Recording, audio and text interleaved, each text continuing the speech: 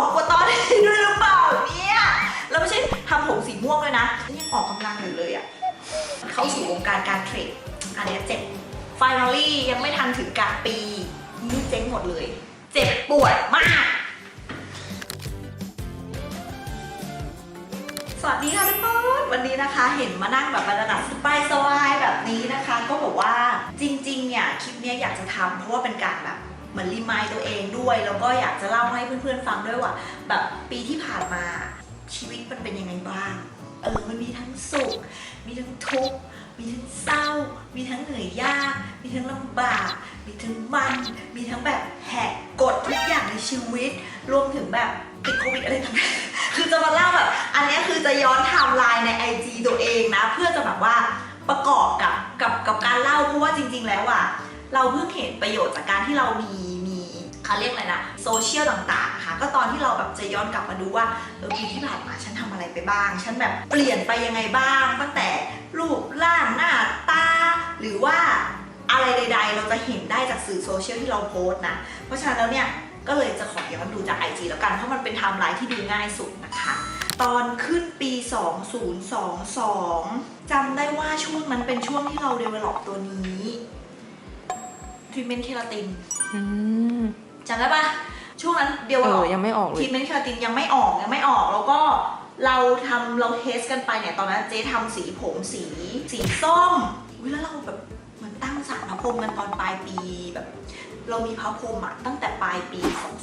2021 ใช่ป่ะก็คือเดือนธันวาเสร็จแล้วตัวเจ๊เองก็ทำผมสีส้มสีเทาแล้วตอนนั้นคือผมก็แบบเป็นทรงนี้แหละเพราะว่าเราไปบวชก่อนหน้านู้นใช่ป่ะแล้วเราก็ไว้ผมทรงนี้มาแล้วพอไล่ดูไทม์ไลน์อะไลฟ์สดขายของคือปีก่อนหน้านี้คือเนี่ยอย่างJanuary 16เนี่ยเราไลฟ์สดขายของแล้วเจ๊ก็แต่งแบบแต่งหญิงผมยาวอะไรเงี้ยก็แต่งหญิงที่ผ่านมาไม่ใช่ผู้หญิงหรอผู้หญิงนะคะเป็นผู้หญิงที่แบบแทบจะเหมือนผู้ชายแต่คือสมัยนี้มันไม่มีการแบ่งแยกเพศเราทุกคนเพราะฉะนั้นเราก็เป็นในตัวของเรานี่แหละนะเป็นแบบที่เราเป็นนะคะดูสิฉันผอมกว่าตอนนี้ด้วยหรือเปล่าเนี่ย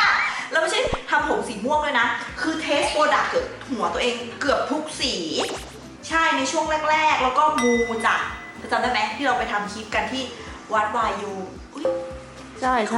ฉันนี่ขออะไรพิเศษไหมไม่เนาะไม่เนาะกลัวตัวเองไปมูแล้วจำไม่ได้เพราะว่าเนี่ยคือข้อหนึ่งที่ทีมงานบอกตลอดว่าคุณอาไปมูที่ไหนช่วยบอกพวกเราด้วยเพราะว่าคุณอาเป็นคนที่ลืมมากได้เดี๋ยวจะจำไม่ได้นะคะ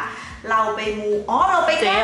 มาแล้วเรามูแล้วเราแก้บนแล้วกับหลวงพ่อปลดหนี้นะคะตอนนั้นคือผมม่วงเลยอะไรเลยแล้วก็ผมสีบูสกายก็มาในช่วงตรุษจีนเป็นแบบจำได้ว่าตรุษจีนเจ๊ทำผมสีนี้สีบูสกายสีสกายบูสีองค์ฟ้าอะไรอย่างเงี้ยแล้วจำได้ว่าก่อนตอนต้นปีอ่ะเจ๊ไปบวชอีกรอบนึงแล้วก็ก่อนที่จะไปบวชอ่ะเจ๊ทำไปเรียนทำเค้กเป็นของขวัญวันเกิดให้เฮียจำได้ป่ะให้แฟนอ่ะจำได้ป่ะแล้วเจ๊ก็ลงไว้เรียบร้อยเนี่ยเจ๊ทำคลิปทำอะไรลงเรียบร้อยเพราะว่าเจ๊ไม่ได้อยู่ในช่วงวันเกิดของเขาแล้วก็ทีนี้ก็ไปบวชรอบ2ในชีวิตนะคะซึ่งจริงๆบวชตอนนั้นเจ๊ต้องพูดอย่างนี้จะว่าไปมันก็เหมือนคนที่พูดปดแต่ก็ไม่ใช่มันเป็นความตั้งใจของเรามากกว่าคือตอนที่เจ๊บวชครั้งแรกเจ๊ก็รู้สึกว่าฉันต้องกลับมาบวชอีกใช่ไหมคะแล้วก็พอกลับมาบวชรอบนี้ปุ๊บเนี่ยเจ๊ก็เหมือนมีความรู้สึกว่าเจ๊ก็ไปถือศีลถืออะไรมาแหละประมาณแบบว่าถือศีลทั้งหมด4ข้อที่เจ๊ไม่ได้ถือก็คือข้อที่เป็นเรื่องของสุราเมรยะเพราะว่าเจ๊รู้สึกว่าการที่เราไปเข้าสังคมหรือไปเจอคุยธุรกิจอะไรเงี้ยบางทีมันอาจจะมีการดื่มบ้างเล็กน้อยอะไรเงี้ยซึ่งเจ๊ก็เราเป็นคนไม่ดื่มจัดหรอกแต่ว่ามันก็ต้องมีบ้างอะไรเงี้ยเราก็เลยไม่ได้ถือข้อนี้ส่วนฆ่าสัตว์หรือว่าไม่ลักขโมยหรืออะไรอย่างเงี้ยเราคิดว่าเราทำบ้านแล้วก็เรื่องแบบเขาเรียกอะไรนะการมีสุมิจฉาเนาะเรื่องแบบความซื่อสัตย์ความรักในครอบครัวสามีอะไรอย่างเงี้ยนะคะแล้วก็อะไรอย่างไม่พูดปดไม่พูดอยู่แล้วนะคะแล้วเราก็ปฏิญาณว่าเราจะบวชแบบเนี้ย5 ปีแต่ว่าพอเรากลับมาเนี่ยเดี๋ยวจะมาพูดถึงว่ากลางปีทำไมความคิดมันเปลี่ยนเจรู้สึกว่าตัวเจเองบางทีถ้าเจจะตึงกับชีวิตตัวเองมากเจก็ตึงแบบตึง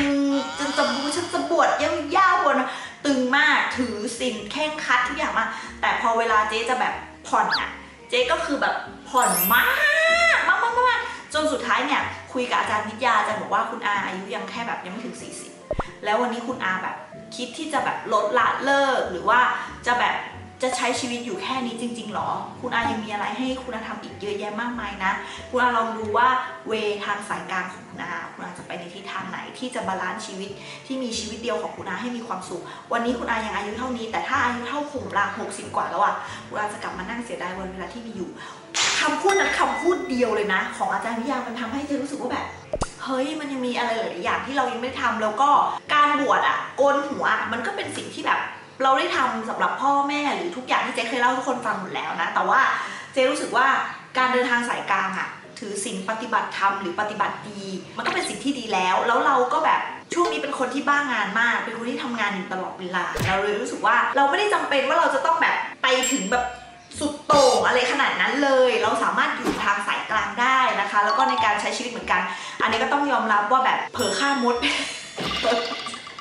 มดอยู่ติดจานแล้วเอามือไปปัดแล้วมดตายอะไรอย่างเงี้ยทุกคนก็เผลอไปแล้วก็เลยบอกว่าไม่ได้ตั้งใจใช่เราไม่ได้ตั้งใจแต่ว่าบางทีเรารู้สึกว่าเรากลับมาเพชเชอร์ตัวเองเรารู้สึกว่าเฮ้ยเราไม่สบายใจแล้วอะไรเงี้ยเอาเป็นว่า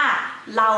เป็นคนดีในแบบที่เราอยู่ในทางสายกลางเป็นคนที่ปฏิบัติดีปฏิบัติชอบไม่คดไม่โกงใครคิดดีทำดีนะคะแบบนี้คือสิ่งที่แฮปปี้ที่สุดแล้วก็ใช้ชีวิตได้อย่างมีความสุขที่สุดแล้วสำหรับตอนนี้ที่กล้าพูดได้นะที่พูดได้เพราะมันผ่านมาแล้วปีนึงเราได้เรียนรู้อะไรหลายอย่างนะคะนะแต่การบวชเป็นสิ่งที่ดีมากๆเป็นการที่เราแบบได้ทำในสิ่งที่เราอยากทำมาตลอดอะไรอย่างเงี้ยเนาะแล้วก็พอกลับจากบวชมาปุ๊บพวกเธอเริ่มถ่าย behind the scene ของ My Apo กันแล้วว่าและฉันติดโควิดค่ะคุณก็เลยแบบเหมือนตอนนั้นรู้สึกว่าเริ่มทำงานกับMy Apo นะคะกับ BOC เนี่ยเป็นช่วงแรกๆเลยซึ่งตอนนั้นติดโควิดแล้วก็ไม่ได้ไปทำงานส่วนนี้กับทีมงานด้วยนะคะตอนนั้นก็คือยังไม่ได้แบบเข้าวงการติ่งอะไรใดๆเนาะก็คือเหมือนร่วมงานกันปกติก็คือไม่ได้ไปเจอน้องอะไรอย่างเงี้ยค่ะแล้วก็ระหว่างทางเหมือนเราก็แพลนกันเนาะว่าเฮ้ยเราจะไปเยี่ยมลูกค้าต่างจังหวัดให้มากขึ้นอะไรอย่างงี้นะคะระหว่างทางก็จะมีแบบไปเยี่ยมลูกค้าฉันยังออกกำลังอยู่เลยฉันยังออกกำลังอยู่เลยแต่ตอนนี้ฉันไม่ได้ออกแล้วข้อนี้วินัยของฉันคือแบบแย่ตอนนี้คือแย่โน้ตไว้เลยนะเดี๋ยวปีหน้าจะกลับไปออกกำลังกายแล้วเพราะเราเห็นเลยว่าการที่เราออกกำลังกายมาตลอดพอเราเลิกออกกำลังกายเลยร่างกายมันเป็นแบบไหนมันชัดเจนมากแล้วตอนนั้นคือพอหายป่วยโควิดก็เหมือนเอาข้ออ้างจากการหายป่วยโควิดมาพูดว่าป่วยโควิดมันรอโควิดนะคะครูหนูคงแบบไม่ออกนะอะไรเงี้ยแล้วหลังจากนั้นก็คือหายไปเลยนะคะไม่ออกเลยนะคะดิฉันเป็นคนมีข้ออ้างกันนะเนี่ยแล้วเราก็จะไปแบบพอรู้ทำละไป congratulation เพื่อนนะคะคุณปรางเปิดแบบจัดการต่อขนตาทำเล็บอะไรอย่างเงี้ยก็ไป congratulation เพื่อนก็ยังออกกำลังกายอยู่My Apo ออกมาแล้วในช่วงนั้นช่วงต้นปีนะคะก็ออกมาแล้วอันนี้เป็นประมาณแบบก่อนเมษาแล้วก็หลังจากนั้นดิฉันก็แบบตอนนั้นก็คือมันเข้าสู่วงการการเทรดอันนี้เจ็บ forex จะได้ไหมฉันเป็นคนมีฝันจริงๆเข้าตั้งแต่ปลายปี 2021 แล้วฉันเป็นคนมีฝันฉันคิดว่า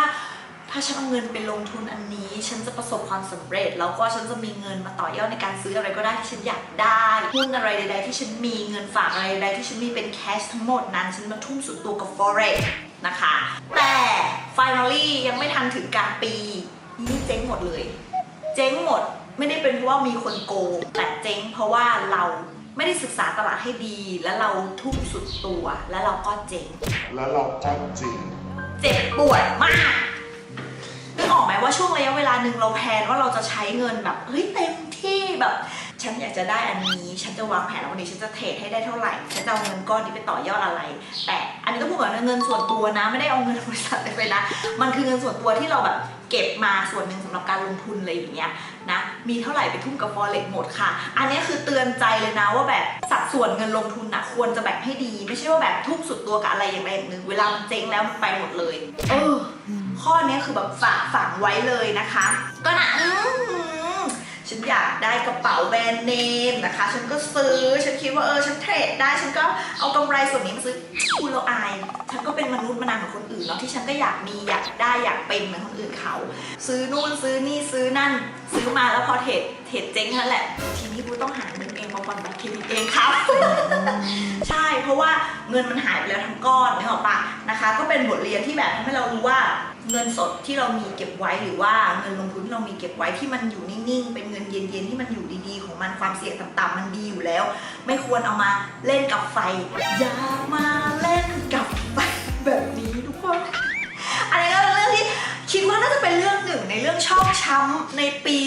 2022 จริงๆอ่ะมันไม่ใช่หลักแสนที่มันหมดไปทุกคนเป็นหลักล้านนะที่มันหมดไปอันนี้ใครว่าฉันโง่ก็ว่าเถอะแต่แบบทุกอย่างมันต้องเรียนรู้มันต้องเรียนรู้แล้วหลังจากนั้นคือแบบเลิกพอจบคือเลิกออกจากกลุ่มลิฟกรุ๊ปแต่ว่าก็คือบอกทุกคนแหละว่าตอนนี้คือสภาพจิตใจกับการลงทุนตรงนี้ไม่ได้แล้วนะคะก็เลยคิดว่าคงจะต้องมาเริ่มต้นใหม่ในปีหน้ากับการสะสมการลงทุนอื่นๆที่เป็น long term เป็นระยะยาวที่ความเสี่ยงไม่ต้องแบบสูงขนาดนั้นรับความเสี่ยงได้แต่ว่าความเสี่ยงที่เงินจะหายไปเป็นศูนย์ยังรับไม่ได้ทุกคนนะก็ต้องหาความเสี่ยงที่เหมาะสมกับตัวเองการลงทุนมีความเสี่ยงบางคนอาจจะเหมาะกับการลงทุนแบบโกเรกก็ได้นะคะแต่ไม่ใช่เราแค่นั้นเองเราอาจจะเหมาะกับการลงทุนอย่างอื่นนะคะมากันต่อเหมือนช่วงประมาณแบบระยะหนึ่งก็เหมือนแบบเล่าเรื่องของตัวเองอะที่เป็นประสบการณ์ชีวิตให้กับคนในเพจฟังอะไรอย่างนี้นะคะก็มีสตอรี่ส่วนนั้นอยู่คือมีหลายๆคนรีเควสต์มาแหละว่าเขาอยากรู้ว่าชีวิตของเราอะมายังไงแล้วทำไมเรามาอยู่ตรงจุดนี้แล้วเราไปผ่านเรื่องราวทั้งมันดีมันพีคมันนู่นมันนี่มันนั่นแล้ววันนึงที่เราเจอปัญหาเราผ่านมันมาได้ยังไงอะไรเงี้ยเราก็เล่าไปในเพจบ้างอะไรบ้างแล้วก็เป็นสุดที่โลกได้สวยช่วงไหนวันนี้เดือนเมษก็คือเดือนพฤษภาก็คือได้เจอน้องในช่วงที่น้องมาทำแอคทิวิตี้แล้วก็มาสวัสดีช่วงแบบปีใหม่สงกรานต์อะไรอย่างเงี้ยแล้วก็แอคทิวิตี้ไลฟ์สดอะไรอย่างเงี้ยนะคะก็ได้เริ่มเจอไมอาโปตัวเป็นตัวจริงๆก็ช่วงนั้นนะคะแล้วก็จะมีช่วงที่ได้เจออาโปตอนที่แบบใส่ชุดโกโกวาด้วยนะใช่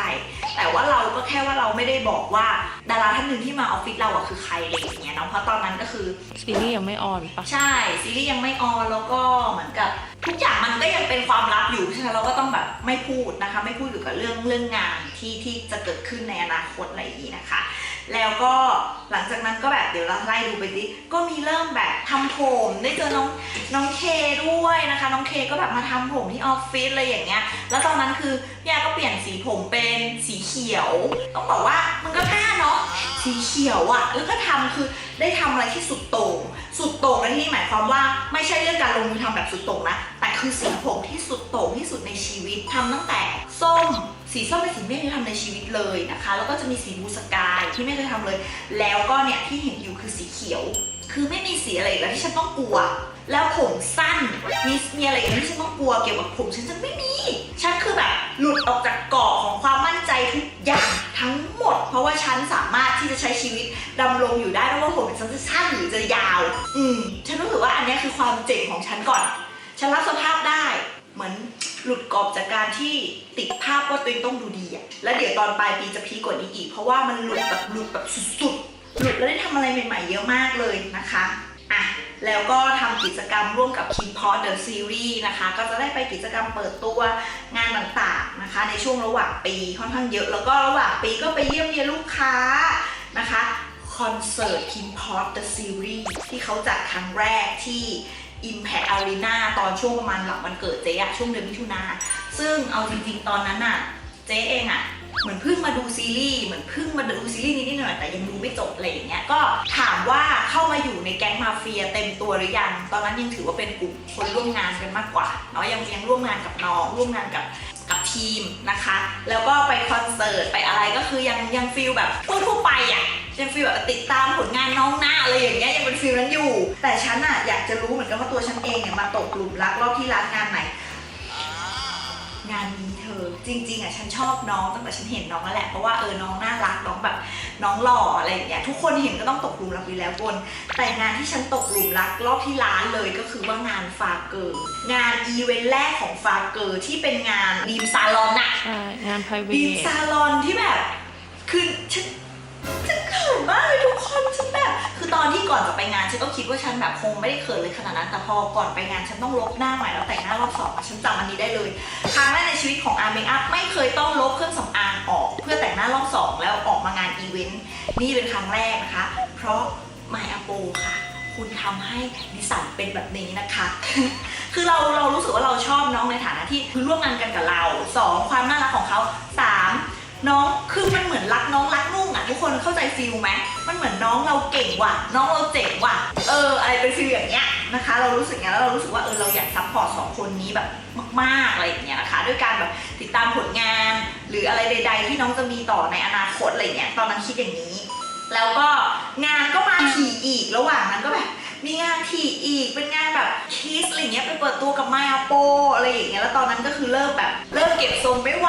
เริ่มอยู่ไม่ได้แล้วเริ่มฉันเข้าสู่วงการการเป็นแฟนคลับแบบเต็มตัวตอนนั้นยังไม่รู้หรอกว่าเป็นแฟนคลับมันต้องทำยังไงนึกออกปะเรารู้แค่ว่าแบบเปิด Twitter ฉันเปิด Twitter ครั้งแรกในเดือนเมษายนเพราะว่าฉันก็แบบอยากจะเข้าไปหวีดน้องบ้างไปรีทวิตน้องบ้างมันทำยังไงเหรอเธออะไรเงี้ยซึ่งสมัยนั้นคือ Twitter เราก็มีแต่ว่ามีแอคเคาท์อื่นแต่คือเราเล่นไม่ได้แบบไม่ได้เล่นถี่แล้วก็ไม่รู้จะเล่นอะไรเพราะเราไม่มีเพื่อนให้คุยนึกออกปะแต่แบบพอเปิด Twitter วันนั้นถึงวันนี้ Twitter ของฉันอะมันว้าวมากเลยนะเพราะฉันมีเพื่อนมีน้องๆที่มาติดตามกันเป็นหมื่นคนเลยซึ่งก็ขอบคุณสำหรับความรักนี้ที่มีให้กันด้วยนะคะรวมถึง international fans ด้วยค่ะนะคะแล้วงานก็ไม่จบแค่นั้นมีงานแบบว่างานมาโปรมาอีกเป็นงานบิวเทียมแล้วตอนนั้นคือแบบน้องมายไม่สบายใช่ไหมก็คือมายไม่ได้มาก็ถือว่าพลาดมากๆที่เราไม่ได้เจอมายแต่ก็ไม่เป็นไรเพราะว่าดิฉันเข้าร่วมกิจกรรมทุกอย่างที่ระหว่างปีฉันจำได้เลยว่ามีกิจกรรมใดๆของน้องคือเราร่วมทั้งหมดไม่ว่าจะเป็นซัพพอร์ตทุกคนด้วยนะตอนแรกก็จะคลิป2อยู่ไปอยู่มาเริ่มคลิป16เริ่มไปทุกคนนะเริ่มแบบมีงานไหนที่เราจัดการเวลาแล้วเราไปได้เราก็ไปนะคะแต่ระหว่างนั้นก็คือไปเยี่ยมเยือนลูกค้าแล้วก็เดินทางไปหลายจังหวัดมากที่จำได้แล้วบอกทีมงานเลยว่าเธอเอารถตู้คันเก่าคันนี้นะที่เรามีเนี่ยนะไปทำใหม่ทำเบาะทำอะไรให้นุ่มไปใส่โชคใส่อะไรให้มันแข็งแรงแล้วเราจะขับรถตู้คันนี้ไปทั่วประเทศเลยไม่ต้องขึ้นเครื่องบินเพราะเราขนกันทีเราเอาทีมงานอะไรไปด้วยแล้วก็ไปเจอลูกค้าไปคุยกับลูกค้าซึ่งเป็นปีที่ก็อย่างที่บอกว่าโควิดด้วยนะคะแล้วก่อนหน้านี้คือมันเป็นเจเนอเรชันด้วยก่อนหน้านี้เราจะเป็นแฟนที่จะแบบมี relationship คุยกับลูกค้าเยอะอะไรเงี้ยแต่ตอนหลังคือพอแฟนเนี่ยยกทุกอย่างคือเหมือนเขาพูดว่าเขาไปทำในสิ่งที่เขารักแล้วก็เราขึ้นมาบริหารเต็มตัวแบบ100%จริงๆแล้วเขาเป็นที่ปรึกษาให้เราปุ๊บเนี่ยเราก็ไปทำความรู้จักลูกค้าแบบที่รู้จักแล้วก็ไปทักทายไปสวัสดีไปสอบถามความเป็นไปในตลาดแล้วก็ไปดูเทรนด์ในตลาดต่างๆด้วยนะคะซึ่งจะบอกว่า10 กว่าปีที่แล้วกับวันนี้มันแตกต่างกันเหลือเกินเพราะฉะนั้นมันก็ยังมีการทำงานในหลายๆรูปแบบที่เราต้องปรับตัวต้องปรับปรุงนะคะแล้วก็ความสำเร็จใน15 ปีที่แล้วกับวันนี้มันใช้สูตรเดียวกันไม่ได้ทุกคนมันเป็นความสำเร็จที่มันไม่ใช่ยุคของมันถ้าเอาแพทเทิร์นที่เจ๊เริ่มธุรกิจในวันนั้นมาใช้ในวันนี้มันก็อาจจะใช้ไม่ได้ผลก็ได้นะคะเพราะฉะนั้นแล้วเนี่ยการจะเริ่มต้นทำอะไรสักอย่างนึงมันไม่มีคำว่าผิดถูกแต่ว่าสิ่งที่เราต้องทำคือตามเทรนด์ให้ทันรู้จักตลาดรู้จักลูกค้าของเราจริงๆว่าเขาคือใครแล้วพุ่งเข้าไป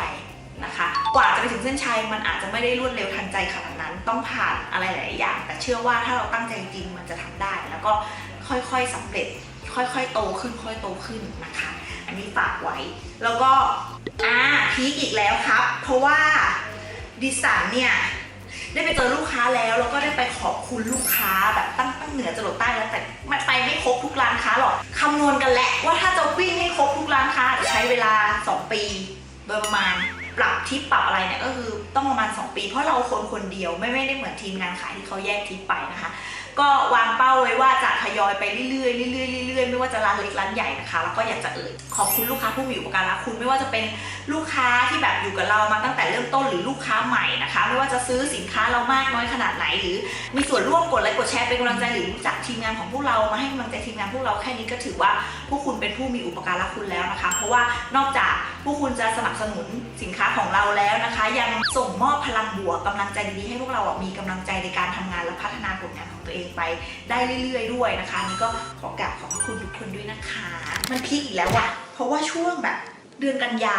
เป็นช่วงที่เจเริ่มเข้ามาเรียน DEF ก็คือเป็นหลักสูตรดิจิตอลอะไรต่างๆนะคะกับมหาวิทยาลัยศรีปทุมแล้วก็มีเพื่อนใหม่เป็นทั้งรุ่นเราคือเราถืออยู่ในเล้งแบบกลางๆไม่ได้อายุเยอะมากแต่ก็จะมีน้องเจนใหม่ๆเยอะมาก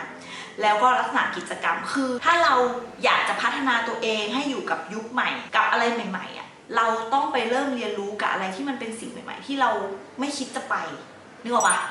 ไม่คิดจะไปเรียนเลยเพราะที่ฉันคิดว่าเรียนออนไลน์ที่บ้านก็ได้หรือที่ฉันอยู่ตรงนี้มันดีแล้วฉันแค่นี้พอแล้วฉันไม่ต้องมีเพื่อนใหม่ก็ได้คือเจ๊เป็นคนคิดอย่างนี้จริงๆทุกคนสังเกตเจ๊คนมีเพื่อนน้อยแล้วก็เจ๊รู้สึกว่าการมีเพื่อนเป็นพนักงานที่ออฟฟิศมันดีอยู่แล้วไม่ต้องไปหาอะไรใหม่ๆหรอกแต่ตัดสินใจไปเรียน DF เพราะว่าไม่ได้ว่ะพ ราะว่ายุคนี้เราจะมาใช้อย่างที่บอกเริ่มต้นว่าเราจะมาทำวิธีแบบเดิมๆมันก็ไม่ได้ผลแล้วปัญหาเรื่องงานเรื่องอะไรมันมาเยอะมากๆแล้วเราสังเกตแล้วว่าปัญหาที่มามันเป็นปัญหาที่ต้องควบคู่ไปกับวิธีการแก้ปัญหาแบบใหม่ๆใช้วิธีเดิมไม่ได้กลยุทธ์เดิมในการทำธุรกิจก็ไม่ได้ก็เลยตัดสินใจไปเรียนนะคะพอไปเรียนปุ๊บการเรียนการสอนต้องเป็นแบบใหม่ที่เราไม่เคยเห็นกลางวันเรียนค่ะตอนเย็นเขาจะจัดกิจกรรมแล้วมีปาร์ตี้เพราะฉะนั้นเนี่ยจากคนที่ดื่มน้อยมากแทบจะไม่ดื่มกับลูกน้องปีนึงดื่มสักครั้งนึงหรือว่าเจอลูกค้าทีนึงดื่มทีนึงเนี่ยโอ้โหทุกอาทิตย์ดื่มในที่นี้หมายความว่าเราไม่ได้ดื่มจนเมาลาน้ำนะแต่เราดื่มแบบเหมือนชนแก้วอะไรกันคุยกันไปเคลิ้มเพลินแล้วก็ความสนิทสนมของเราในเพื่อนในรุ่นเนี่ยมันก็มีมากขึ้นอะไรอย่างเงี้ยแล้วมันก็ทำให้เราเปิดประสบการณ์ใหม่เราได้มีเพื่อนใหม่ๆเพื่อนในหลากหลายอาชีพหลากหลายวงการซึ่งเดิมแล้วเราก็คิดว่าเรามีเพื่อนเนี่ยแล้วเราจะคบกับเขาได้หรอวะอะไรอย่างเงี้ยคือแบบเขาจะอยากคุยกับเราหรออะไรเป็นคนคิดเยอะเห็นนี่เป็นคนคิดเยอะที่ไม่อยากมีเพื่อนใหม่เพราะว่าเราจะมีเพื่อนใหม่แล้วเขาจะคุยกับเราไหมเขาอยากจะคบกับเราหรือเปล่าหรือว่าเพื่อนที่มาจะมีใครที่แบบคิดไม่ดีไม่ร้ายกับเราหรือเปล่าคิดเยอะแบบไร้สาระเอาจริงพอวันนี้กลับไปนั่งมองมึงนี่มีหน้าไม่โตไปไหนสักทีเพื่อนน้อยเหลือเกินอะไรอย่างเงี้ยนะคะแล้วก็การมีเพื่อนเนี่ยมันทำให้เจรู้สึกว่าบางทีบางครั้งเรา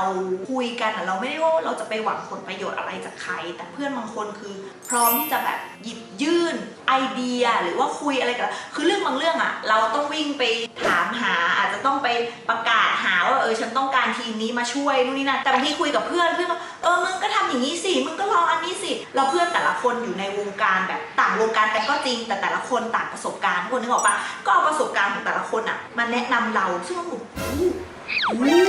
จริงเหรอพี่มันโอเคนะกลยุทธ์นี้สำหรับวงการนี้มันโอเคไหมวงการนี้มันก็ต้องลองดูอะไรเงี้ยมันกลายเป็นว่าการมีเพื่อนมันก็ทำให้เรามีไอเดียใหม่ๆแล้วเราก็ได้รู้จักกลุ่มคนใหม่ๆและที่สำคัญคือเจนแบ่งแยกอายุมันทำให้เจ๊แบบเห็นชัดเลยว่าเจนเขาเรียกว่าเจนแซดปะเจนใหม่ใช่ไหมเจนแซดเนี่ยคือเป็นอะไรที่แบบจะไปว่าเขาไม่ได้นะอายุเขา20กว่า30ต้นๆหรือ20ต้นๆเนี่ยโหเขาไปไกลแล้วค่ะลูกส่วนเราก็ยังแบบหูอะไรอย่างนี้อยู่เลยเพราะฉะนั้นแล้วเนี่ยมันทำให้เจ๊แบบเห็นชัดเจนเลยว่าการที่เราเป็นเจนเดิมของเราเจนเลยนะน่าจะเจนช่างเหอะเจนเราเจนจะ40กับเจนรุ่นใหม่ๆคือไอเดียแล้ววิธีการทำงานมันต่างกันจริงๆแล้วซึ่งการทำธุรกิจของเจตอนนี้เจอยู่ในยุคแบบรอยต่อพอดีนึกออกปะเราจะไปยังไงให้มันเหมาะสมกับโลกในยุคนี้อะไรอย่างเงี้ยอะไรประมาณนั้นนะคะก็มีเพื่อนเยอะแล้วก็ที่สำคัญคือระหว่างที่เรียนอยู่นั้นก็ไปเวิร์ทัวร์แทบจะแบบทุกอาทิตย์ค่ะแทบจะทุกอาทิตย์คือแทบจะทุกอาทิตย์ในที่หมายความว่าเราบินศุกร์คอนมันมีเสาร์อาทิตย์เราอาจจะคาบเกี่ยววันจันทร์แต่อย่าลืมว่าบางคนอาจจะมองว่าแบบไปเวิร์ทัวร์ไปอะไรต่อมีอะไรแล้วแบบการทำงานมั้งปะเนี่ยนึกออกปะเอาจริงมันจะมีกลุ่มคนที่แบบเขาเข้าใจว่าเราทำงานเราจัดการงานได้เราไปเวิร์ทัวร์แต่กลุ่มบางคนเขาไม่เข้าใจเขาไม่รู้ว่าโอ้โหวันเราโหมึงไม่ทำงานหรอแบบไปตามนู่นนี่นั่นตามติ่งอย่างเดียวแล้วแบบไม่ทำงานหาเงินหรออะไรอย่างเงี้ยบางคนเขาไม่เข้าใจเราก็แค่อยากจะบอกให้คนรู้ว่าการทำงานงานบางอย่างมันไม่ได้จำเป็นที่ต้องนั่งอยู่บนโต๊ะทุกคนงานบางอย่างมันไปเกิดขึ้นจากการที่เรานั่งอยู่บนเครื่องบินหรือการที่เราลงเครื่องบินแล้วเรายกหูโทรศัพท์หรือเราตัดสินใจงานบางอย่างได้ผ่านทางออนไลน์เราสามารถทำงานอะไรก็ได้ขณะที่เราอยู่บนโลกนี้ทำงานอยู่ในโลกนี้ได้หมดมันไม่ต้องนั่งอยู่กับที่นี่คือสิ่งที่พี่อยากจะบอกว่างานในฐานะผู้บริหารมันอาจจะไม่ใช่งานรูทีนที่แบบว่าต้องนั่งอยู่บนโต๊ะหรือนั่งหน้าคอมหรือทำอะไรตลอดเวลาแต่นั่นคือการที่แค่การตัดสินใจของเราหนึ่งครั้งมันคือความเป็นความตายของบริษัทเลยนะเพราะฉะนั้นแล้วเนี่ยถึงบอกว่ามันต่างมุมมองกันแต่พี่อยากจะบอกทุกคนว่าถ้าตราบใดที่เรายังจัดการเวลาของเราได้จัดการเงินจัดการค่าใช้จ่ายอะไรของเราได้แล้วเรามองว่าการไปของเรามันได้ในเรื่องของแรงบันดาลใจใหม่ๆการได้เจอคนใหม่ๆการได้เห็นสังคมใหม่ๆแล้วการที่เราได้ไปฮีลลิ่งจิตใจตัวเองในช่วงระยะเวลาหนึ่งหลังจากที่เราเจอมรสุมอะไรในชีวิตมาเยอะมากเนี่ยมันโอเคมันทำให้พี่ผ่านช่วงระยะเวลาที่มันแย่ๆคือเรื่องบางเรื่องมันแย่มากจนไม่สามารถเล่าให้ใครฟังได้เพราะมันเป็นเรื่องที่แบบเราควรจะรู้แค่คนเดียวคนออกไปเพราะฉะนั้นแล้วเนี่ยเรื่องบางเรื่องมันไม่สามารถที่จะผ่านโดยการที่แบบมานั่งกินข้าวกับกูหน่อยแบบคุยกันหรืออยู่ในที่เดิมๆตลอดเวลาแต่เดือนนั้นเป็นเดือนที่แบบปัญหาเพิ่งเกิด 2-3 วันแต่ฉันต้องบินแล้วฉันต้องเวิร์กต่อฉันต้องไปต่อก็ไปได้นี่หว่า ตื่นมาอาจจะมีเรื่องตามมาหลอกหลอนอยู่ แต่ว่าก็ผ่านมันไปได้ด้วยการพาตัวเองออกจากที่เดิมพาตัวเองออกจากจุดเดิมที่มันเป็นภาพเดิมๆภาพซ้ำๆแล้วทำให้เรานึกถึงแต่เรื่องที่มันเกิดขึ้นเราต้องพาตัวเองออกไปอยู่ในที่อื่นบ้างที่ไม่ใช่ตรงแบบบริเวณเดิมๆอะไรเงี้ยทุกคนอันนี้คือข้อคิดอันนึงแล้วก็อย่าอยู่คนเดียวเมื่อไหร่มาและสารพัดงานโหทุกคนบางทีปัญหาเข้ามานะมันไม่ใช่ว่าแบบมาเรื่องเดียวเราโหเครียดชิบหายไม่ใช่ค่ะมันมาอันนี้ก็มาอันนู้นก็มาอันนี้ก็มาประมาณ 4-5 เรื่องลุมคนเดียวทุกคนแล้วต้องแก้ปัญหาคนเดียวด้วยนะคนอื่นแก้ไม่ได้หรือไม่คนอื่นอาจจะช่วยได้แต่ว่า finally เราต้องเป็นคนฟันธงและเป็นคนตัดสินใจบางเรื่องเราต้องเป็นคนเวิร์กด้วยซ้ำเพราะฉะนั้นแล้วเนี่ยถึงได้บอกว่าผ่านเรื่องแย่ๆมาแบบไอ้เรื่องโฟเล็กก็ว่าแย่แล้วนะแต่เรื่องไอ้เงินน่ะมันเสียไปมันหาใหม่ได้ทุกคนเดี๋ยวสะสมใหม่มันก็ได้เองแต่ว่าจิตใจที่มันบอบช้ำกับเรื่องที่แบบเรื่องของจิตใจทุกคนนึกออกปะมันเหมือนเป็นเขาเรียกอะไรมาปักอยู่ที่อกเราแล้วมันไม่ได้หายง่ายๆมันต้องใช้เวลาฮีลลิ่งแต่ใครจะฮีลลิ่งได้ภายใน3 วัน7 วันวะไม่มีฉันนี่แหละ ต้องบอกว่าต้องขอบคุณแบบคิดพอดหัวมากๆเลยนะและได้เป็นติ่งอ่ะคือเราเข้าใจอย่างสุดซึ้งจริงๆว่าการที่เป็นติ่งศิลปินอ่ะเราไม่ได้จำเป็นที่จะต้องแบบไปเห็นเขาใกล้ๆหรือได้ไปพูดไปคุยอะไรกับเขาเลยเพียงแค่เราได้ไปร่วมแอคทิวิตี้ได้ไปร่วมกิจกรรมได้เห็นเขาทำกิจกรรมอะไรแล้วมันทำให้เราสนุกแค่นี้มันก็เป็นการปลอบโยนจิตใจของคนที่แบบกำลังแบบท้อแท้หรือกำลังรู้สึกแย่อะไรอย่างเงี้ยก็เลยรู้สึกว่าขอบคุณแฟนคลับที่เจอกันไม่ว่าเจอที่ไหนทักทายไปเจอกันเมืองนอกไปทั้ง international fan อะไรอย่างเงี้ยเดี๋ยวคลิปนี้จะมีภาษาอังกฤษด้วยเนาะ subtitle international fan ด้วยนะคะที่ทำให้พี่กระตือรือร้นในการที่จะฝึกพูดภาษาอังกฤษนะเพราะว่าภาษาอังกฤษกับภาษาจีนเนี่ยพี่พูดน้อยมากในช่วงนี้เพราะว่าเราไม่ได้ติดต่ออะไรกับต่างประเทศเยอะเท่าไหร่ภาษาจีนพูดบ้างแต่ภาษาอังกฤษน้อยมากเพราะฉะนั้นการไปเจออินเตอร์แฟนมันทำให้เรารู้สึกว่าเราก็กลายเป็นมีเพื่อนเป็นคนต่างชาติด้วยเพราะเราชอบในสิ่งเดียวกันและที่สำคัญคือเรารู้สึกว่าเราดีใจนะที่เวลาเราเดินไปไหนมาไหนแล้วทุกคนจำเราได้ว่าเนี่ยแหละพี่อาร์ฟาเกอร์คือมันจะมีนามสกุลเนี้ยติดท้ายมันเป็นปีที่ทำให้เรารู้สึกว่ากูเข้าใจเลยที่เป็นแบบพี่อาร์ฟาเกอร์จูอินฟาเกอร์อะไรอย่างเงี้ยแล้วเราก็ต้องแบบขอบคุณไมอาโปด้วยที่ทำให้เราได้รู้จักด้อมนี้ทำให้เราได้เรียนรู้ว่ามันยังมีอะไรอีกเยอะแยะมากมายที่ทำให้เราแบบได้ไปพบไปเจอผู้คนนะคะมีน้องๆที่น่ารักแต่ก็ต้องบอกว่าการที่มายืนอยู่ตรงนี้ได้ก็เพราะว่ามีไมอาโปแบบเป็นจุดเปลี่ยนเป็นจุดเปลี่ยนให้กับเราเดินทางไปหลายประเทศมากว่าอะไรบ้างวะสิงคโปร์เกาหลีฟิลิปปินส์ไต้หวันและปีหน้าฟ้าใหม่เจอกันนะจ๊ะฉันวางแผนล่วงหน้าไว้แล้วฉันจะวางแผนครอบอีกทีนึงว่าฉันจะทำอะไร1 2 4 5เพื่อให้ฉันจัดการตารางเวลาเราไปได้แล้วเธอรู้ไหมว่าตอนแรกฉันกะจะไปแค่2 ที่เท่านั้นแต่คุณสามีฉันบอกว่าถ้าเธอจะไปซัพพอร์ตน้องทำไมเธอไม่ไปทุกประเทศไปเลยไปซัพพอร์ตน้องเลยพี่สนับสนุนแล้วพี่ก็บอกเลยว่าทุกครั้งที่ขึ้นเครื่องบินก็จะบอกว่าถ้าเธอไปเจอศิลปินที่ไหนเธออย่าไปรบกวนเขานะเธออยากไปแบบไปรบกวนเขาอะไรเงี้ยซึ่งสิ่งนี้เป็นสิ่งที่เราเรียนรู้อยู่แล้วว่าถ้ายิ่งเจอน้องหรือบังเอิญเจอน้องที่สนามบินแหละยิ่งต้องไปให้ไกลน้องอย่าไปอยู่ใกล้น้องเพราะว่าเราต้องให้พื้นที่เราให้ความเป็นส่วนตัวกับเขาส่วนเราไปในฐานะแฟนคลับก็คือแฟนคลับนะคะถ้าเกิดมีโอกาสทำงานร่วมกันถ้าเกิดได้ทำงานร่วมกันนั่นมันก็คืองานทุกคนถูกปะแต่ในฐานะแฟนคลับไม่เอาไม่อยากอยู่ใกล้ไม่เอาดูห่างๆก็มีความสุขแล้วนะคะและการแต่งตัวของฉันคือตั้งแต่ฉันเรียน DF มาฉันรู้สึกว่ามันมีกิจกรรมทุกๆสัปดาห์ที่เราจะต้องแบบแต่งตัวตามธีมงานของเพื่อนในทุกๆธีมใช่ปะแล้วด้วยความที่เรา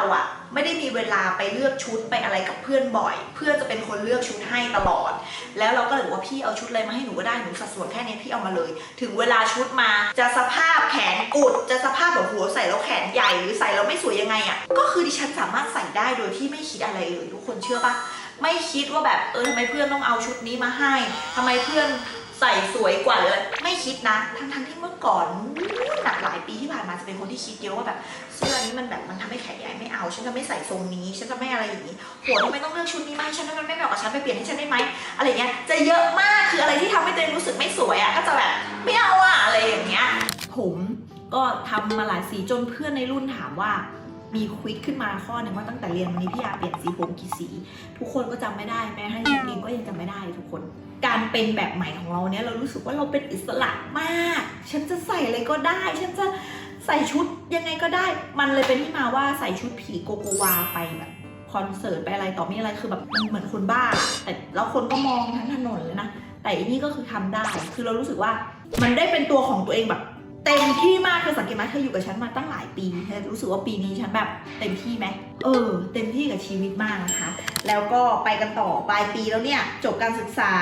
เราก็ยัง develop งานบางอย่างกันอยู่แล้วก็มีงานใหม่ออกมาเรื่อยๆอาจจะไม่ค่อยได้พูดเรื่องงานเยอะเพราะว่าในไทม์ไลน์เราไม่ค่อยได้ลงดีเทลเรื่องงานเยอะแต่คิดเหมือนกันว่าปีหน้าคงจะต้องแบบมีเล่าเรื่องงานบ้างหลายๆคนจะได้รู้ว่าพี่แอ๊ก็ทำการทำงานนะคะไม่ได้แบบว่า ทิ้งฉันได้ทำกิจกรรมก็คือได้ไปทำกิจกรรมบนดอยเนาะกับน้องด้วยใช่ปะที่เราได้ไปทำกันที่ผ่านมาได้ไปมอบอุปกรณ์การเรียนนะคะได้ไปเลี้ยงข้าวไปเลี้ยงขนมไปตัดผมไปอะไรอย่างเงี้ยให้กับน้องๆซึ่งมันเป็น CSR ที่เราอยากทำร่วมกับลูกค้าทุกคนที่สนับสนุนฟาเกอร์แล้วก็เลอสกีแล้วก็สินค้าในเครือมาโดยตลอดซึ่งเราก็ได้ทำ achieve ละสำเร็จละและการเดินทางไปต่างจังหวัดของเราทุกที่เราก็ไปบนอะไรไว้หลายที่ไอ้ไข่เรายังไม่ได้ไปแก้นะแล้วก็มีตรงนครราชสีมาย่าโมอ่ะก็ยังไม่ได้ไปแก้นะก็ต้องกลับไปแก้นะคะส่วนที่ออฟฟิศเราแก้เป็นที่เรียบร้อยแล้วทุกอย่างมัน achieve มันสำเร็จนะทั้งที่มันเจอปัญหามาเยอะแต่คือถ้าดูจากยอดขายหรือตัวเลขมันสำเร็จตามที่เราต้องการนะคะแล้วก็ในแง่ของการเรียนรู้จักคนได้มีเพื่อนใหม่ได้มีสังคมใหม่ทำให้เราเรียนรู้อะไรเยอะมากแล้วก็ได้ไปเจอพี่แจ็คด้วยได้ไปงานได้ไปแบบคอนเสิร์ตพี่แจ็คได้ไปเปิดโลก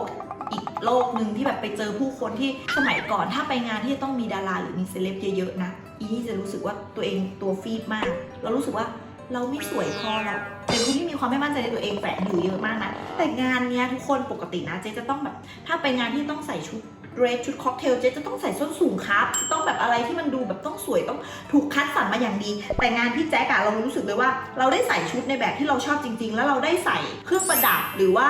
ชุดต่างๆในราคาที่แบบเราไม่จำเป็นต้องใส่ของแพงก็ได้แต่ถ้ามันเป็นสิ่งที่เราชอบอันนั้นเลยนะคะงานพี่แจ๊กอะแม้กระทั่งกระเป๋าอะไม่ได้สะพายกระเป๋าแบรนด์เนมด้วยนะเรารู้สึกว่ากระเป๋าใบนี้มันเข้ากับเราแล้วก็สะพายกระเป๋าแบบหลักร้อยใบอะไรอย่างเงี้ยรองเท้าก็ซื้อในไอ้นี่ในแอปชีอินอะส่วนชุดก็ซื้อจากช้อปปี้มาแต่แบบภาพรวมของเราแล้วมันคือแบบนี่แหละคือเรารู้สึกว่าความเป็นเราคือเป็นผู้หญิงเท่แต่ก็ยังมีความแบบแต่งหน้าความสวยแบบผู้หญิงก็ยังมีอยู่แต่มันก็ดูมีความเท่ปนอะไรอย่างเงี้ยค่ะลุคตัวเองชัดเจนขึ้นมากปีนี้เราเป็นผู้หญิงเท่เราเป็นผู้หญิงมั่นเป็นผู้หญิงเท่เป็นผู้หญิงสตรองเป็นไงล่ะนะคะแล้วก็แบบปิดท้ายปีกันด้วยผมสีแดงแล้วก็ผมสีแดงแล้วก็ที่สำคัญคือดิฉันอะเสร็จติดการถ่ายภาพศิลปินไปเป็นที่เรียบร้อยนะคะกล้องเนี่ยต้องใหญ่ต้องเป็นบ้องข้าวหลามเท่านั้นถ้าไม่บ้องข้าวหลามดิฉันรู้สึกเลยว่าสเปคมันสำหรับถ่ายศิลปินดารามันไม่เพียงพอทุกวันนี้แทบจะเป็นนักข่าวอยู่แล้วทุกคนงานไหนที่เข้าได้คือชวนหนูเธอให้กล้องหนูสักอันหนึ่งเดี๋ยวหนูไปถ่ายภาพให้แล้วมันทำให้เรารู้สึกภูมิใจกับสิ่งที่เราทำมากๆว่าการที่เรากดภาพหนึ่งภาพอะแล้วภาพนั้นมันออกมาแล้วมันสวยมันดูดีคนที่เราดาราที่เราชอบศิลปินที่เราชอบเขาออกมาดูดีในแบบที่มันภูมิใจอะทุกคนนึกภาพออกไหมมันยิ่งทำให้เรารู้สึก proud ในตัวเองมากๆเลยว่าฉันคนนี้ไม่ได้ทำแค่ทำธุรกิจเป็นอย่างเดียวฉันคนนี้ยังเป็นตากล้องได้เว้ยฉันยังแบบทำอะไรต่อมีอะไรได้นะอะไรอย่างเงี้ยค่ะแล้วก็ finally ก็ปิดยอดมาก็อย่างที่บอกว่าพนักงานของเราทุกคนรวมถึงตัวเราเองด้วยก็พากันทำองค์กรนี้ให้มัน achieve มันสำเร็จได้นะคะก็คือปิดปี 2022 ด้วยการผ่านอะไรมาเยอะเจ็บมาเยอะก็จริงแต่ว่าสุดท้ายแล้วอ่ะเราก็ผ่านมันมาได้แล้ววันนี้ก็ยังมีพลังอยู่อันนี้ยังไม่สิ้นปีนะคลิปนี้อัดตอนวันที่ประมาณ28เราเต็มเปี่ยมด้วยพลังเวลาพูดทุกคนอาจจะเห็นแววตาชัดเจนว่าแบบเราไม่ได้เฟกเราไม่ได้โกหกนะแต่เพียงแต่ว่าบางทีอ่ะเราอาจจะไม่ได้มาเล่าอะไรแบบนี้ให้ฟังกันนะคะก็อยากให้คนดูคลิปนี้แล้วไม่แน่ใจว่าทุกคนจะได้อะไรจากคลิปนี้หรือเปล่านะแต่เรารู้สึกว่าการที่เราได้เล่าแบบนี้เราย้อนดูปีหน้าว่าปีนี้ฉันเจออะไรมาบ้างนะคะปีหน้าเป้าหมายของเจ๊อะเอาแบบรวมๆก็ได้ที่เป้าหมายปีหน้ารวมๆใช่ไหมคือจริงๆอ่ะปีหน้าตั้งใจว่าจะไปเรียนทำผมแล้วก็จะไว้ผมยาว เรียนทำผมนะคะทำผมในที่นี้หมายความว่าอาจจะไม่ได้เรียนเชิงลึกถึงขั้นที่จะเป็นแบบช่างทำผมหรอกแต่ว่าเราจะไปเรียนให้รู้ว่าเราเป็นเจ้าของธุรกิจเกี่ยวกับแฮร์แคร์เนาะเพราะฉะนั้นแล้วเราก็จะถ้าเรียนลึกได้ก็จะเรียนแล้วเป้าหมายของเนี่ยคือเรียนในประเทศให้จบให้ cover มีพื้นฐานเสร็จปุ๊บจะโกอับรอดละจะไปต่างประเทศจะต้องจบจากสถาบันต่างประเทศนะสำหรับการเป็น expert นะในด้านของผมนะอันนี้คือเป็นเป้าหมายใหญ่นะคะแต่ว่าเป้าหมายเบื้องต้นในปีนี้ก่อนก็คือว่าเรียนรู้ที่จะ ทำผมไม่ว่าจะจัดแต่งทรงทำสีหรืออะไรต่อมีอะไรเราอาจเรียนทุกอย่างก็จริงแต่สุดท้ายเราอาจจะค้นพบว่าเราเด่นแค่อย่างเดียวก็ได้เราได้ดูดวงไปที่เรียบร้อยแล้วเราก็รู้ดีว่าคือถ้าจะทำธุรกิจให้สักเซสณตอนนี้นะคะในช่วงระยะเวลาแบบ5ปี7ปีนี้เขาแนะนำให้ไว้ผมยาวปะบ่าหรือผมบ๊อบหรืออะไรก็แล้วแต่ต้องไม่ใช่ผมสั้นอันนี้คือแค่บอกวันเดือนปีเกิดกับหมอนะแต่ว่าหมอก็คือทักมาตรงนี้แค่นี้นะคะแล้วก็จะไว้ผมยาวเนาะเดี๋ยวต้องไปหาเอวลอกอะไรที่มันผมยาวเร็วๆหลังไมค์บอกคุณหมอดูได้ไหมคะ หลังไม่อ่ะคืออันนี้คือต้องไปถามน้องเพราะว่าน้องเป็นคนคอนแทคให้หมดเลยแล้วก็ต้องไปถามน้องก่อนว่าแบบเขามีคอนแทคอะไรใดๆไหมเพราะว่าตอนที่เราดูกันอะคือมันเป็นเวลาค่ำแล้วไงแล้วน้องก็คือดิวให้เราคุยเลยเพราะว่านี่เป็นหมอดูประจำของน้องที่เขาซักเซสในตลาดออนไลน์มาค่อนข้างจะแบบเก่งมากๆเลยแล้วเขาแนะนำเรามานะคะเจจะออกกำลังกายออกกำลังกายลืมไปได้ไงเห็นไหมพูดแล้วลืมออกกำลังกายนะคะแล้วก็จะไปแก้บนให้ครบตามที่ขอไว้นะคะแล้วก็เรื่องของงานเนี่ยปีนี้จะออกมาลุยงานแบบในเชิงกลยุทธ์เชิงการวางแผนเนี่ยเดิมแล้วเราอาจจะคุยกันแค่เฉพาะภายในกับพนักงานอะไรเงี้ยแต่ปีหน้าเรารู้สึกว่าเราต้องมีผู้เชี่ยวชาญแบบเหมือนมีเพื่อนหรือมีใครก็ได้ที่แบบสามารถที่จะให้คำแนะนำเราได้มันจะใช้ได้ไม่ได้เราไม่รู้แต่เรารู้ว่าเราจะออกไปเปิดโลกกว้างให้มากขึ้นกว่าการที่เรานั่งอยู่ในที่เดิมๆแน่นอนละเตรียมวางแผนงานเพราะว่าสิ่งที่สำคัญที่สุดคือแผนงานทั้งหมดที่เราจะทำทั้งปีในส่วนของงานที่รับผิดชอบอยู่นะคะหลักๆแล้วก็ยังงานอย่างอื่นสำหรับการเป็นผู้บริหารเนี่ยก็ยังทำอยู่อันนั้นมันเป็นงานรูทีนที่เราจะต้องทำอยู่แล้วคอยแก้ปัญหาคอยจัดการปัญหาแล้วก็ปีหน้าเดินทางไปต่างประเทศค่ะเดินทางไปเมืองจีนตั้งใจแล้วว่าจะไปอยู่เมืองจีนสักระยะหนึ่งนะคะแต่อาจจะไม่ได้แบบยาวขนาดนั้นแต่จะไปอยู่เมืองจีนระยะหนึ่งเพื่อที่จะทำงานแล้วก็วางแผนคือวางแผนจากที่ไทยไปให้เรียบร้อยแล้วไปอยู่ที่จีนเราจะรู้เลยว่าเราจะทำอะไร1 2 3 4 5ส่วนเรื่องลูกนะคะลูกก็จะกลับไปอยู่ที่เมืองจีนแล้วแหละปีหน้านะคะอาจจะเตรียมตัวไป2คนเลยรอบนี้นะคะแล้วก็เดี๋ยวปีหน้าส่งลูกสาวไปปีหน้านู้นนะคะปีหน้านู้นลูกสาวจะไปแล้วนะคะแผนนี้ก็ต้องทำให้สักเซสเหมือนกันเพราะว่าประเทศเปิดแล้วนะคะแล้วก็ในส่วนของการเวิร์ทัวร์นะคะก็อาจจะมีไปติ่งนะคะเวิร์ทัวร์บ้างอาจจะไม่รู้ว่ามันจะได้ไปกี่ประเทศเพราะว่าเราจัดการงานไม่ได้นะคะมันเป็นช่วงระยะเวลาเดียวกันกับงานเนี่ยเราก็ต้องทำงานก่อนที่เหลือเราก็เป็นทีมหน้าจอเอานะคะซัพพอร์ตได้หลายอย่างอีกเรื่องหนึ่งคืออยากจะเก็บตังค์ซื้อกล้องแต่ว่าตอนนี้ก็คือก ล้องราคาเท่าไหร่ก่อนบอกก่อนแม่กล้องและเลนส์มัน200,000 กว่าแต่ว่าเราก็ต้องมานั่งคิดอีกทีนึงว่าสุดท้ายแล้วอะถ้าเช่าคุ้มกว่าก็เช่าต่อไปแล้วก็เก็บเงินนั้นไปไว้เป็นเงินลงทุนดีกว่าเพราะว่าเราเจ๊งมาแล้วนะคะในปีนี้แล้วก็ที่สำคัญที่อยากจะทำเลยคือตอนนี้อยากจะไปปิดบัตรเครดิตคือมีบัตรเครดิตเยอะมากแล้วจะไปปิดบัตรเครดิตบางอันที่ปิดได้แล้วตัดทิ้งเลยและจะใช้บัตรเครดิตเท่าที่ใช้ก็พอเพราะเจ๊รู้สึกว่าตั้งแต่เจ๊เจ๊งForexมันสอนเจ๊เยอะนะตอนที่เริ่มเข้าไปเล่นน่ะมันก็ดีทำให้เจ๊คำนวณตัวเลขนู่นนี่นั่นแบบคำนวณด้วยเจ๊เริ่มมาสนใจเรื่องเกี่ยวกับดีเทลตัวเลขอะในเชิงลึกมากขึ้นซึ่งเดิมเราดูอยู่แล้วตัวเลขแต่ว่ามันไม่ได้เชิงลึกขนาดนี้ตอนนี้เราเข้าใจเรื่องของตัวเลขมากขึ้นแล้วพอเราเจ๊งปุ๊บเรายิ่งมาเข้าใจใหญ่เลยว่าแบบบางทีอะเราคิดว่าเราจะเอาเงินที่เราได้จาก Forex อะไปจ่ายบัตรเครดิตที่เราไปรูดของเราต้องการนึกออกปะเสร็จแล้วพอเราเจ๊งกับ Forex เงินมันเป็นศูนย์แต่เราอะเงินรายได้ที่เรามีเราต้องไปจ่ายหนี้บัตรเครดิตกับของที่เรารูดไปจะรู้เลยว่าแบบยิ่งเรามีวงเงินในอนาคตมากเท่าไหร่เราจะยิ่งใช้มากเท่านั้นแล้วเราคิดว่าเราจะหาได้แล้วความทุกข์ใจคืออะไรรู้ไหมความทุกข์ใจคือพอเราเห็นบัตรใบเสร็จบัตรเครดิตบินบัตรเครดิตมากองอยู่เต็มหน้าเราแล้วเราจะต้องเอาเงินสดที่เรามีในตอนเนี้ยที่เราจำเป็นจะต้องเอาไปใช้อย่างอื่นหรือเก็บไปใช้อย่างอื่นเนี่ยไปจ่ายตรงนั้นอ่ะมันกลายเป็นความทุกข์ใจทุกคนคือจริงๆถามว่ามีปัญญาจ่ายไหมที่พูดตรงมีปัญญาจ่ายแต่เวลาเห็นมีอะไรมาแจ้งนี่เยอะๆมันรู้สึกว่าแม่งทำไมแบบอย่างนี้วะแม่งมันท็อกซิกมากเลยอ่ะเรารู้สึกว่าเราไม่ชอบการเป็นหนี้แบบเยอะเกินไปอะไรอย่างเงี้ยเรารู้สึกว่าเราควรต้องเคลียร์แล้วตัดทิ้งเลยแล้วเหลือใช้บัตรเฉพาะบางใบที่เรารู้สึกว่ามันโอเคแล้ววงเงินยิ่งเยอะเท่าไหร่เราจะยิ่งใช้เท่านั้นเลยทุกคนเบรกไม่อยู่ด้วยเวลาซื้อของฟรีใช่ปะ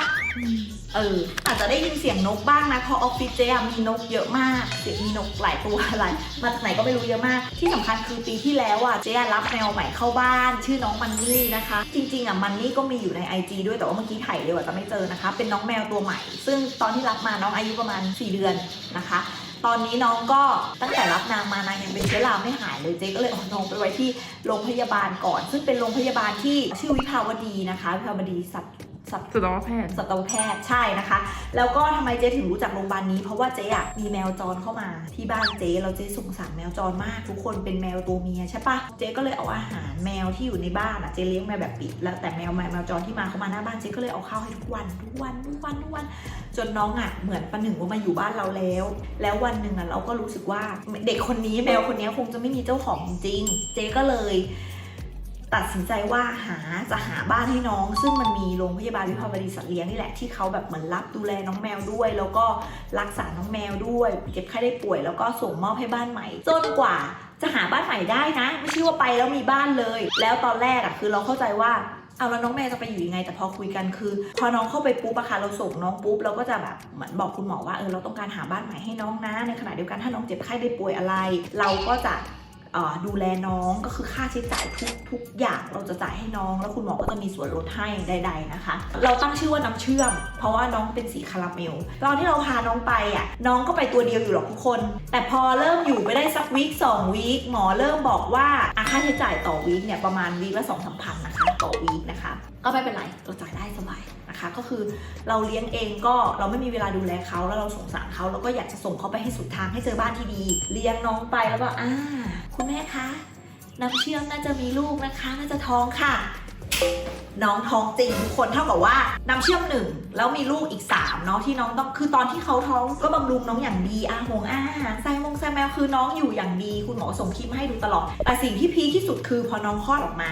มีทั้งหมด3ตัวเนาะมีน้องทั้งหมดเกิดมา3ตัวเท่ากับว่าเจ๊ต้องเลี้ยงแมวทั้งหมด4ตัวนะคะแล้วก็ค่าใช้จ่ายต่อสัปดาห์ทุกคนบางทีบางสัปดาห์น้องป่วยมีป่วยพร้อมกัน4ตัวมีอยู่สัปดาห์นึงพีคมากคุณหมอส่งใบเสร็จมาบอกว่าคุณแม่คะค่าใช้จ่ายน้องคนนี้นี่เนื่องจากน้องเป็นนี่นะคะคือเราก็เห็นแหละว่าน้องเป็นจริง30,000 กว่าวีคนั้นคือ30,000 กว่าแล้ววีคหลังๆก็อาจจะ10,000 กว่าบ้าง20,000 กว่าบ้างแล้วแต่คือในเมื่อเราเลือกที่จะดูแลเขาทุกคนคุณหมอพูดตั้งแต่แรกแล้วว่ามันมีบางคนที่ส่งมาแล้วพอรักษาน้องไปแล้วแล้วเขาจ่ายไม่ได้นึกออกปะแต่เจ๊รู้สึกว่าใช่มันแพงจริงคือ30,000 กว่าบาทสำหรับการรักษาดูแลน้องแมวมันแพงจริงแต่ว่าเจ๊คิดแค่ว่าถ้าเจ๊ตั้งปณิธานว่าเจ๊จะส่งน้องแมวให้ถึงบ้านให้เขาไปอยู่ในบ้านที่ดีเจ๊ก็ต้องดูแลเขาและลูกของเขาให้เต็มที่จนแบบfinally ทุกคนน้องก็หาบ้านได้แล้วก็คือมีแม่น้ำเชื่อมแล้วก็มีลูกอีก3 คนมีตัวหนึ่งก็คือน้องที่ออฟฟิศนะคะน้องโบนะคะรับเลี้ยงนะคะส่งมอบเรียบร้อยชื่อเขามีชื่อใหม่ชื่อน้องบราวน์ใช่ไหมแปะรูปไปด้วยนะแล้วก็มีคุณแม่น้ำเชื่อมแล้วก็คุณลูกอีก2 คนอันนี้ได้บ้านใหม่ที่รักมากเขาขอรับทั้งครอบครัวไปเลยทุกคนก็คือแบบว่าส่งมอบคุณหมอส่งมอบน้องเข้าบ้านใหม่เรียบร้อยแล้วนะคะประมาณวันที่23-24นี่แหละเท่ากับว่าตอนนี้ก็คือได้ทำตามปณิธานที่ตัวเองตั้งไว้เมื่อตั้งแต่จริงๆเราเอาน้ำเชื่อมไปฝากไว้ตั้งแต่เดือนสิงหาปะหลายเดือนสิงหากันยานั่นแหละก็เอาจริงนะถ้าพูดถึงว่าค่าใช้จ่ายเราใช้จ่ายตรงนี้ไปเป็นแสนนะแต่ว่าเราได้ช่วยชีวิตสัตว์ที่แบบเราตั้งใจจะดูแลเขาแล้วก็ส่งมอบเขาให้บ้านใหม่เรียบร้อยแล้วทุกคนอันนี้คือเจก็ดีใจนะคะเจก็ดีใจแล้วก็ปีหน้าฟ้าใหม่ถ้าเกิดมีแมวจรแต่ในหมู่บ้านไม่น่ามีแมวจรมาอะไรอีกก็คือเราก็ต้องบอกตัวเองว่าถ้ามีแมวจรหรืออะไรมาอีกคือเราดูแลเขาเท่าที่เราดูแลได้เพราะว่าถ้าเกิดวันหนึ่งคือเราเกิดเงินเราไม่ทันหรือเงินเราไม่พอแล้วน้องป่วยหนักมากแล้วเราต้องดูแลเขาตลอดชีวิตเลยอย่างเงี้ยถามตัวเองว่าเราพร้อมหรือยังอะไรอย่างเงี้ยนะคะก็ต้องดูแลไอ้4 ตัวที่มีที่บ้านนะให้ดีที่สุดก่อนในเมื่อเราเลือกเขามาเป็นลูกเราที่บ้านแล้วนะคะรวมถึงลูกที่เป็นคนจริงๆ3 คนนะว่าตอนนี้ฉันมีลูกแบบ7 คนนะคะก็บอกว่ารู้สึกว่าตัวเองอิ่มอกอิ่มใจนะที่ได้ทำบุญกับน้ำเชื่อมแล้วก็ลูกๆไปนะคะแล้วก็นี่ก็เป็นสิ่งดีๆที่เกิดขึ้นนะจริงๆถามว่าใช่เราจ่ายเงินไปก็จริงแต่ฉันก็ยังมองว่ามันเป็นสิ่งที่ดีเพราะว่าแมวมันมักจะนำพาโชคมาให้เราเสมอแล้วเราก็ทำดีกับน้องแบบคือเราดูแลน้องอย่างดีสุดๆจริงๆนะคะก็แบบคิดถึงนะฉันคิดถึงน้ำเชื่อมอะเธอตอนฉันไปส่งเขาที่โรงพยาบาลฉันร้องไห้ประหนึ่งว่าฉันเลี้ยงน้ำเชื่อมมาตั้งแต่เล็กอะทุกคนเนี่ยพูดแล้วจะร้องไห้พูดเรื่องชีวิตตัวเองไม่ร้องไห้พูดเรื่องแมวจะร้องไห้นะ ทุกคนเราก็พูดมาหมดแล้วเนาะอันนี้คือเรื่องที่เกิดขึ้นทั้งหมดในปี 2022 ของเจ๊นะแล้วเดี๋ยวปีหน้าเรามาเจอนี่ด้วยกันดีกว่าว่าชีวิตเจ๊อะจะวิ่งไปทิศทางไหนบ้างจะเป็นยังไงบ้างนะคะแล้วก็ค่อยมาอัปเดตกันในคลิปประมาณนี้ในสิ้นปีหน้าแล้วกันแต่ระหว่างทางทุกคนก็จะได้ติดตามคลิปของเจ๊ต่อเนื่องไปเรื่อยๆเพราะว่าเจ๊จะไม่เลิกทำคลิปถึงแม้ว่าจะมีคนดูแค่แบบคนดู200 คนก็ไม่น้อยนะเธอว่าไปนะบางคลิปอาจจะดู700 คนบางคลิปอาจจะดู1,000 คนนะคะไม่เป็นไรเลยตราบใดที่ยังมีเพื่อนดูคลิปเราอยู่เราก็ดีใจแล้วนะคะแล้วก็เป็นบทเรียนที่เราจะกลับมาย้อนดูเป็นประสบการณ์ชีวิตที่เรากลับมาย้อนดูเมื่อไหร่ก็ได้นะคะถ้าเกิดใครนะคะที่ชอบคลิปนี้แล้วคิดว่าคลิปนี้มีประโยชน์หรือมีไอเดียบางอย่างที่จะเอาไปใช้ในชีวิตของตัวเองได้อะไรอย่างเงี้ยก็มาเล่าให้กันฟังบ้างก็ได้นะว่าแบบว่าฟังแล้วเป็นยังไงบ้างหรือว่าที่ติดตามพี่อาหรือติดตามเจ๊อาเพราะอะไรเพราะว่าเห็นอะไรในตัวเราอะไรเงี้ยเราจะได้เอาไปปรับปรุงในอนาคตให้มันมากขึ้นนะคะแล้วก็ไว้พบกันนะคะในคลิปถัดไปสำหรับคลิปนี้นะคะก็ขอขอบคุณทุกคนสำหรับปีที่ผ่านมาแล้วก็ปีก่อนหน้านู้นที่อยู่ด้วยกันมาตลอดด้วยนะคะแล้วพบกันในคลิปถัดไปนะคะฝากกดไลค์กดแชร์กด Subscribe ให้ด้วยนะคะวันนี้ไปแล้วค่ะสวัสดีค่ะบ๊ายบาย